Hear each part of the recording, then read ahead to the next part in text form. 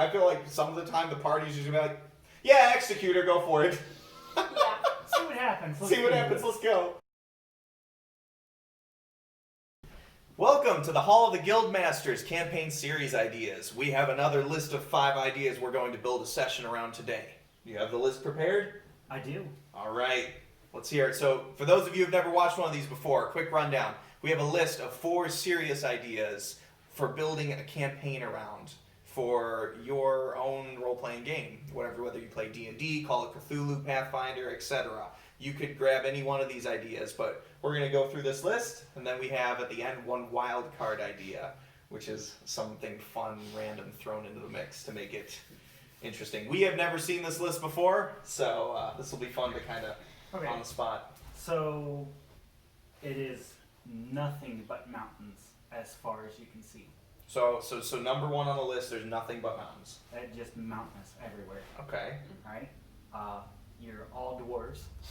Okay. All right. No, you can't fight me on that. Their modes of transportation and or commodity is giant eagles and their eggs.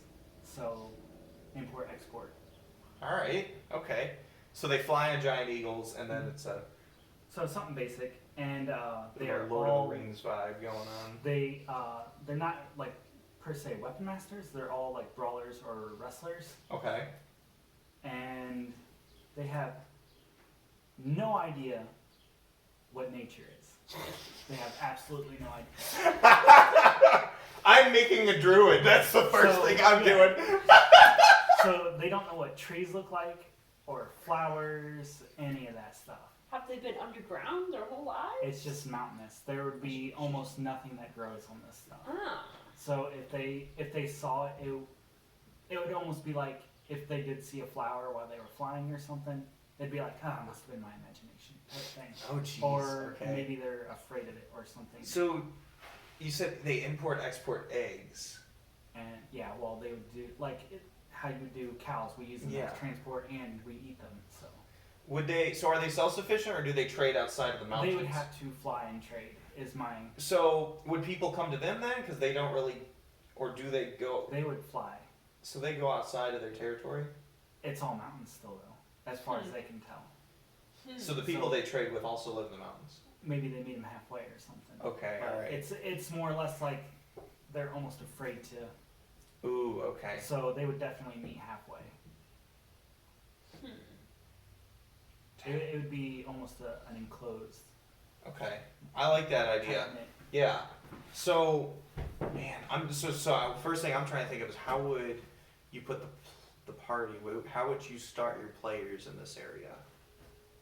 Because I feel like the part of what I'm thinking is like kind of like a Wall-E type thing where he gets the plant. And Yeah, it's like you've destroy the plant, you or, know? what is this? Worship Yeah, it. yeah. Oh, true. Yeah.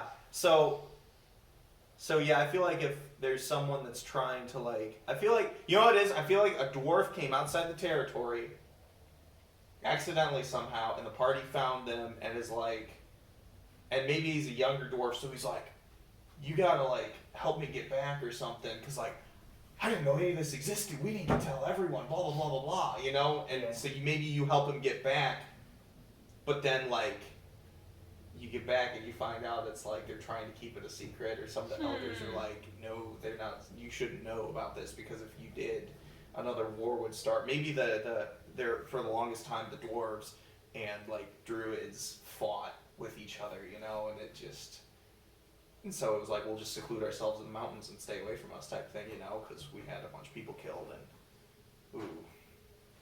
So why is there no nature whatsoever? Was there some sort of gigantic explosion, or was there's some sort of magic keeping anything from growing? Did they salt the land like Carthage? Right. Are they keeping it from growing? Are they keeping the nature from... Is it deliberate? Ooh. Maybe there's an enemy that they don't know about. Maybe the party starts as a group of dwarves in this area, and this is part of your daily routine, and then something happens to where you find out about something. Maybe you had to go take some of these eggs out or something, but the dwarves actually have a special magic something up that like isn't general knowledge or isn't public knowledge, and it's keeping something out. Mages, but nobody really knows. Yeah, so it's keeping this nature out. Maybe nature's trying to take over, or maybe there's some evil nature magic users that like almost eliminated the dwarves, and so like they're keeping them out by keeping their magic out, or keeping their source of magic out. What if, so building off of that idea, then you've got some young dwarf who finds this nature and is like, this is amazing, and brings it in, and then that's how, you know, the evil nature magic users start taking over again.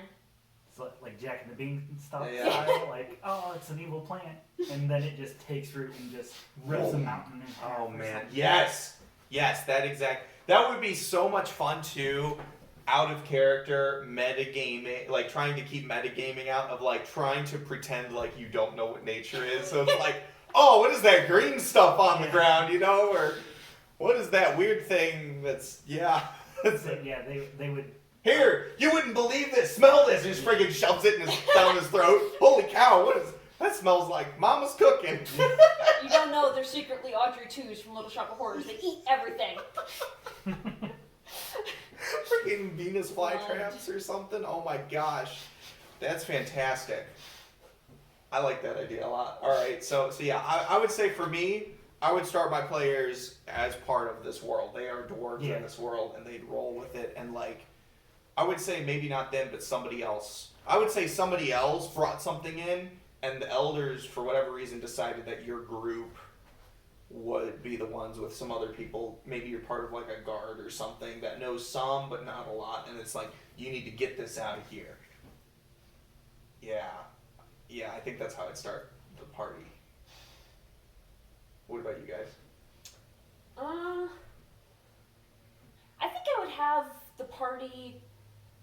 They start off their, you know, separate from the main group of the dwarves. They're living closer to the border. They find some nature of some sort, or maybe it gets, you know, they just happen to get some seeds blown on them, and then they go to the main city for the usual trading, whatever, and they accidentally bring it in. And then there's this big hunt to try to find out, maybe there's some sort of nature detecting magic that they have. And it's like, we found it, we're trying to detect it. You guys brought it in. What are you guys doing? Right. And they don't even know what's going on. So yeah, I like that idea. My first thought when I was writing this down was they have their own, like a main mountain, and there would be some kind of like mineral or stone that just wouldn't allow nature to grow. Oh, okay. Just in their vicinity, but like, so they would send out like these Eagle Scouts to, like, if they saw nature, they would start spreading that mineral and to like keep it back. Because I like the idea of the evil nature.